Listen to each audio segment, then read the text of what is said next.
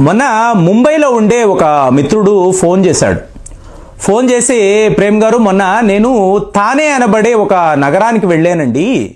అక్కడ చూడండి, ఎక్కడ చూసినా కూడా పెద్ద పెద్ద పోస్టర్స్. ఈ పోస్టర్స్లో ఏంటంటే ఒక సోషల్ అవేర్నెస్ క్యాంపెయిన్ మేము తీసుకొచ్చాము. ఎవరు? మున్సిపాలిటీ వాళ్ళు, మున్సిపాలిటీ అథారిటీస్ వీళ్ళు పోస్టర్స్ అతికించి మరీ క్యాంపెయిన్ చేస్తున్నారు. దేని విషయంలో అంటే చూడండి, మీకు ఇది హైదరాబాద్కి చాలా ముఖ్యం. అందుకే అతను ఫోన్ చేశాడు. ఫోన్ చేసి, మీరు దీని మీద ఒక వీడియో చేయాలి ప్రేమ్ గారు. అసలు చదువుతుంటేనే నేను చాలా ఆశ్చర్యపోయాను, భయపడిపోయాను. ఎందుకంటే ఇప్పటివరకు తెలియని విషయాలు అక్కడ ఆ మున్సిపాలిటీ అథారిటీస్ అలా ఓపెన్గా పోస్టర్స్ వేసి మరి క్యాంపెయిన్ చేస్తూ ఉంటే, ఒక సోషల్ అవేర్నెస్ క్యాంపెయిన్ అని చెప్తూ ఉంటే నిజంగా నాకు ఆశ్చర్యం వేసింది. హైదరాబాద్లో నేను ఇలాగా వందల జంక్షన్స్లో ఇలాంటి సంఘటనలు చూశాను. మీరు ఖచ్చితంగా వీడియో చేసే తీరాలి అంటే ఇప్పుడు నేను వీడియోలో మాట్లాడుతున్నాను. మామూలుగా మీరు చూడండి, హైదరాబాద్లో ఉన్నవాళ్ళు మీకు ఇది ఒక ఫెమిలియర్ సైట్. మీరు ఎక్కడ నడిచినా కూడా ఈ మెయిన్ జంక్షన్స్ అనండి, మెయిన్ జంక్షన్స్, కాలనీస్, పార్క్స్, ఇక్కడ కుప్పలు తెప్పలుగా మీకు ఈ పావురాలు కనిపిస్తూ ఉంటాయి. ఈ పావురాలను ఫీడ్ చేయడానికి విడిగా కొంతమంది కూర్చొని, మీరు చూడండి, ఈ జొన్నలు అనండి, ఈ ధాన్యాలను వీటిని తీసుకొచ్చి అమ్ముతూ ఉంటారు. మీకు ఈ తల్లిదండ్రులు వాళ్ళ పిల్లలతో వచ్చి ఏదో సరదా పడుతూ ఈ ధాన్యాలు, ఈ జొన్నలు కొనుక్కొని ఈ పావురాలకు వేసేస్తూ ఉంటారు. మీకు ఇలా వందల జంక్షన్స్ మీకు హైదరాబాదులో మీకు అసలు రోడ్స్ మీదే మీకు ఇలాగా ఈ జొన్నలు విసరడం అనేది నేను చూశాను. పిల్లలు ఆనందంతో కేరింతలు కొడుతూ ఉంటారు. కానీ చూడండి ఫ్రెండ్స్, ఇది ఎంత ప్రమాదకరమైన ఒక విషయం అంటే, తల్లిదండ్రులు ఎవరైనా చూస్తుంటే ఇలాంటి పొరపాటు మీరు ఎప్పుడు చేయకండి. మోర్ ఓవర్ సీనియర్ సిటిజన్స్, మీరు ఇలాంటి మిస్టేక్ చేశారంటే ఆ సరదాగా వెళ్ళి పావురాలకు ఫీడింగ్ చేద్దాము, ఆహారం ఇద్దాము, కొంచెం ఏదో ఆనందకరంగా ఉంటుంది, ఆహ్లాదకరంగా ఉంటుందని చెప్పి మీరు ఏ పార్కులకు వెళ్ళిపోయి ఈ జొన్నలు కొని మీరు వేస్తున్నారు అనుకోండి, మీకు సివియర్ హెల్త్ ప్రాబ్లమ్స్ వస్తాయండి. అంటే న్యూమోనియా లాంటి చాలా అంటే రెస్పిరేటరీ న్యూమోనియా అంటారు. ఏంటి? ఊపిరితిత్తులకు సంబంధించిన సివియర్ డిసీజెస్ అండి. మీకు మహారాష్ట్రలో ఇవాళ వందల కేసులు జస్ట్ ఈ పావురాలకు ఫీడ్ చేయడం వల్ల వస్తున్న సమస్య. మీరు నమ్మరు, కానీ ఇది 100% నిజమండి. కాబట్టి హైదరాబాద్లో ఉన్నవాళ్ళు ఇంకా ఇవన్నీ కూడా మెల్లమెల్లగా నగరాల్లోకి ఏదో ఫ్యాషన్ అయిపోయింది. ఇది హైదరాబాద్లో అపోలో హాస్పిటల్స్ చూసారా, వాటికి సంబంధించిన ఒక డాక్టర్, ఆయన ఇచ్చిన రిపోర్ట్, ఆయన పేరు అశోక్ కుమార్ చెన్నంశెట్టి. ఈయన దగ్గరకు ఒక కేసు వచ్చినప్పుడు ఆయన ఏంటంటే మామూలుగా రెస్పిరేటరీ న్యూమోనియా అనుకున్నారు. తరువాత ఎందుకో డౌట్ వచ్చింది, కాదండి ఇందులో చాలా తేడాగా ఉంది, ఇలా ఉండంటే ఒకేలా ఉంటుందండి ప్రాబ్లం. కాబట్టే చెప్తున్నాను. సో డాక్టర్స్, ఎక్స్పర్ట్స్ మాత్రమే ఈ తేడాను వీళ్ళు గుర్తించగలరు. ఏమైంది? రెస్పిరేటరీ న్యూమోనియా అనుకున్నారు, కానీ దీని పేరు చూడండి, హైపర్ సెన్సిటివిటీ న్యూమోనైటిస్ అనబడే ఒక రోగం.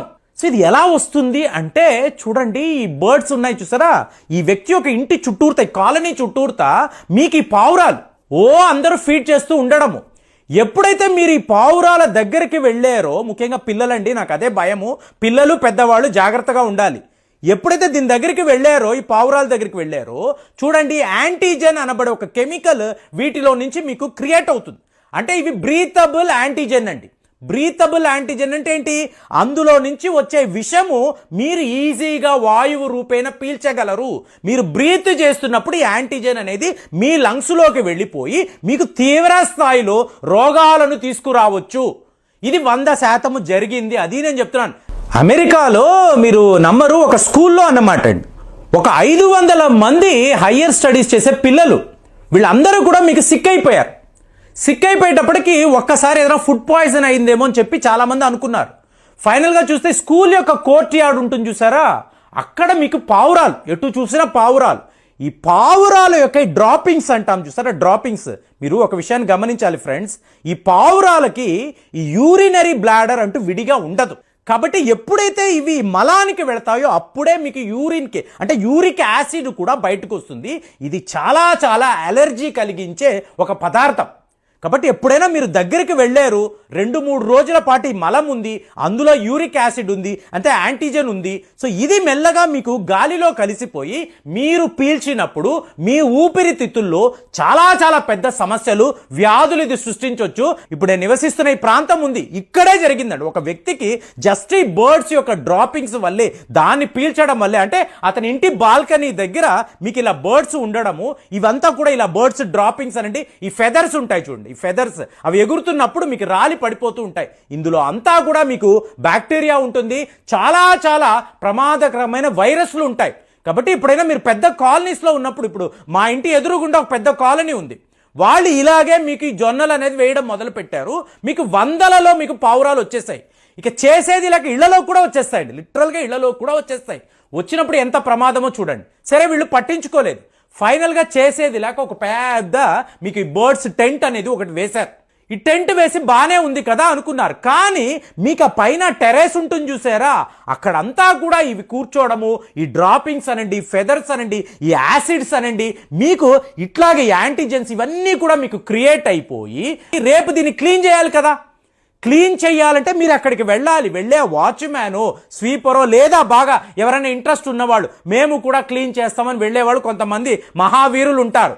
వెళ్ళినప్పుడు వీళ్ళు జాగ్రత్త తీసుకోకుండా దగ్గరికి వెళ్ళారు అనుకోండి, అందులో వచ్చే ఈ విషవాయువు అనేది, అంటే ఆ బర్డ్స్ డ్రాపింగ్ ఆ ఫెదర్ నుంచి వచ్చే ఆ విషవాయువు రేపు మీ ప్రాణాలను కూడా తీయవచ్చండి. ఇలా జరిగింది కాబట్టే చెప్తున్నాను.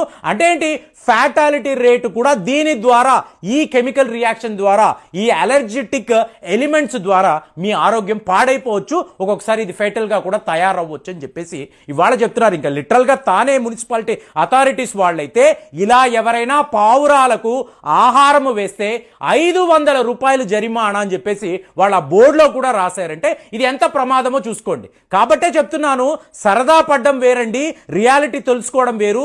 ఈ పావురాలు ఏంటంటే పాపం అవి ఒక హంటింగ్ స్కిల్స్ ఉండే బర్డ్స్, అవి వేటాడి వాటి ఆహారాన్ని వెతుక్కోవాలి. కానీ మనం ఏం చేస్తున్నాము, మనమే తీసుకువెళ్ళి ఆ ఆహారాన్ని అంతా కూడా అందించి వాటిని బద్ధకస్తులుగా తయారు. ఇంకా చెప్పాలంటే ఈ పావురాల్లో ఎన్నో పావురాలకు ఇవాళ డయాబెటీస్ వచ్చినట్టుగా కూడా శాస్త్రవేత్తలు చెప్తున్నారు. ఎందుకు, కష్టపడడం లేదు, వేటాడడం లేదు, ఎక్కడో హాయిగా కూర్చుంటున్నాయి, మనం పెట్టే ఫుడ్ను తింటున్నాయి, వెళ్ళి ఆ మలమూత్రాల ద్వారా విషాన్ని కక్కుతున్నాయి.